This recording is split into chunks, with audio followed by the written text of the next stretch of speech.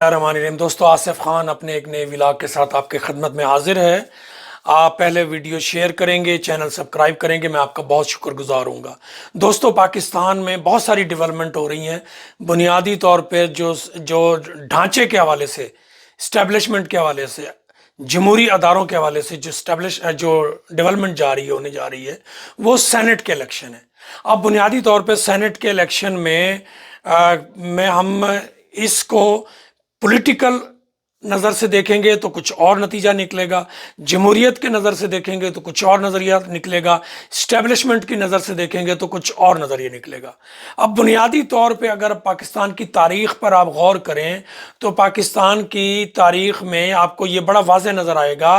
Establishment ने, हमारे general साहबान ने, हमारे मालिकों ने, ताकतवरों ने एक इंक्यूबेटर, सियासतदानों की पैदा करने का इंक्यूबेटर बनाया हुआ है। ठीक है, हर सतह पे उन्होंने अपने रिजर्व में सियासतदान रखे हुए हैं।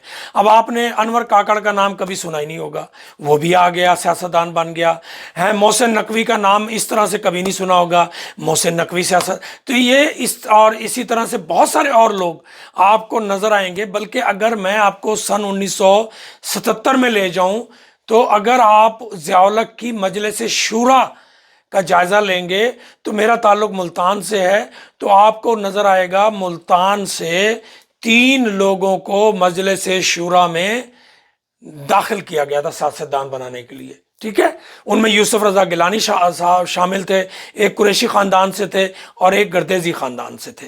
अब बुनियादी तौर पे ये वो सियासतदान हैं जो हमारे मालिकों की तरफ से इंक्यूबेटर में तैयार किए जाते हैं और जिनके ज़रिए से फिर बाद में काम लिया जाता है। अब बुनियादी तौर पे सेनेट की जो साख्त है वो, उसके अगर आप गौर करें तो उसमें तो टेक्नोक्रेट्स, तजर्बाकार, तालीम याफ्ता, सीनियर लोगों को उसमें होना चाहिए। उसका मकसद ही यही है सिर्फ कि इस तरह के लोग आकर सोच विचार करें, पाकिस्तान के निज़ाम को, तरक्की को आगे की तरफ लेके जाएं। ठीक है जी।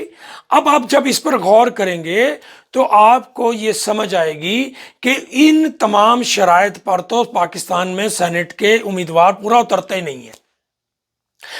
पहले जो थे जुल्फकार अली भुट्टो के दौर में शायद इस तरह के कुछ लोग आए थे, लेकिन बाद में फिर हमारे मालिकों के मंजूर नज़र, सरमायादार पैसे की बुनियाद पे आने वाले और ताकतवरों के लिए इस्तेमाल होने वाले और सियासतदानों के कुछ मंजूर नज़र या रिश्तेदार, इस तरह के लोग।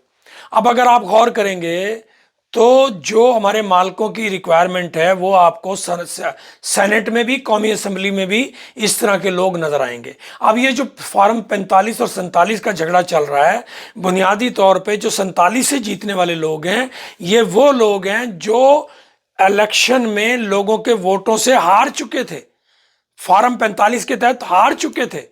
लेकिन क्योंकि मालिक चाह रहे थे कि हमारी मर्जी के लोग असेंबली में ज्यादा होने चाहिए, तो उन्होंने फार्म 45 वालों जो वोटों के जरिए जीते थे, हकीकत में जीते थे, उनको फार्म 47 के जरिए हरवा के अपने मंजूर नजर, अपने टाउट, अपने एजेंट, उनको जितवा के असेंबली में लेके आए, ताकि जब भी जमहूरियत की गर्दन दबोचनी जाए, पार्लियामेंट को कमजोर किया जाए, पार्लियामेंट को बर्बाद किया जाए, पार्लियामेंट की बेइज्जती की जाए, सियासतदानों की बेइज्जती की जाए, तो इस तरह के लोगों को के जरिए से कानून साजी हो, इस तरह के लोगों के दिमाग में डाला जाए कि ये कानून जरूरी है, ये बनाओ, सहाफत की आज़ादी पे का गला घोटो, इंसानी हकूक की आज़ादी का गला घोटो, एहतजाज करने का हक छीन लो, जमहूरी आज़ादी सलब कर लो।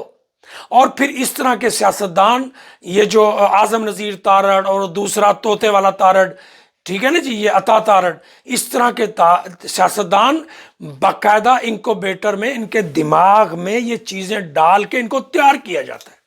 इसी तरह के लोग से फिर सेनेट में आते हैं। अब अगर सेनेट में आप देखेंगे, मोहसिन नकवी साहब किसी पार्टी से ताल्लुक नहीं रखते, लेकिन हर पार्टी वोट देने के लिए तैयार है, वोट देने के लिए तैयार है उनके मेंबरान असेंबली। ठीक है जी। इसी तरह अनवर काकड़ किसी पार्टी से कोई ताल्लुक नहीं, लेकिन हर पार्टी वोट देने के लिए तैयार है। ठीक है जी।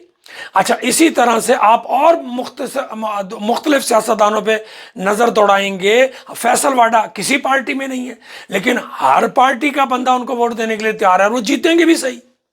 آج محسن نقوی صاحب سے کسی نے پوچھا بھی آپ تو کسی پارٹی میں بھی نہیں ہیں اور جو ممبران اسمبلی ہیں وہ پولیٹیکل پارٹیز کے لوگ ہیں، تو آپ کو ووٹ کیسے دیں گے؟ تو وہ مسکرا کے آگے چلے گئے۔ اب محسن نقوی صاحب کے جو نامینیشن پیپرز ہیں اس پہ تائید کنندہ اور تصدیق کنندہ بڑی کمال کی مطلب ہے اس میں آپ کو نظر آئے گا، اور وہ کیا ہے؟ آپ غور کریں ذرا۔ انہوں نے 2 درخواستیں ڈالی ہیں، کیونکہ ایک آدھ درخواست کسی غلطی کی وجہ سے ریجیکٹ ہو جائے تو دوسری درخواست کورنگ کے لیے ہوتی ہے۔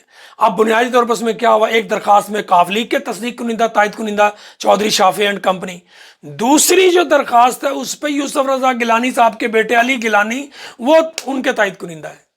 اب آپ غور کریں ذرا، تو یہ آزاد امیدوار اس لیے کیا جاتا ہے۔ تو اس وقت جو بنیادی طور پہ حقیقی امیدوار ہیں وہ صرف پی ٹی آئی نے پولیٹیکل لوگوں کو ٹکٹ دیا ہے، ان کی جدوجہد کی بنیاد پہ، ان کی قربانی کی بنیاد پہ، ان کے علم کی بنیاد پہ، ان کے تجربے کی بنیاد پہ۔ میں سمجھتا ہوں یہی ایک بنیاد ہونی چاہیے۔ پی ٹی آئی نے پچھلے الیکشن میں اسی طرح کے لوگوں کو دیا تھا، لیکن میں سمجھتا ہوں ہمارا معاشرہ ارتقا کر رہا ہے، آگے کی طرف بڑھ رہا ہے، اور بہتر امیدوار آئیں گے۔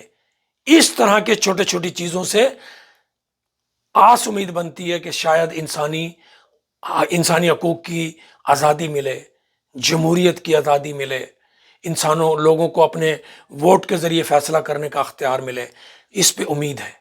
تو میں سمجھتا ہوں سینٹ کے یہ الیکشن جو ہیں آنے والے پولیٹیکل اور انسانی حقوق اور جمہوری آزادیوں کی ڈائریکشن طے کریں گے، اور یہ لوگ جو منتخب ہوں گے آنے والے وقت میں بڑا اہم کردار ادا کریں گے۔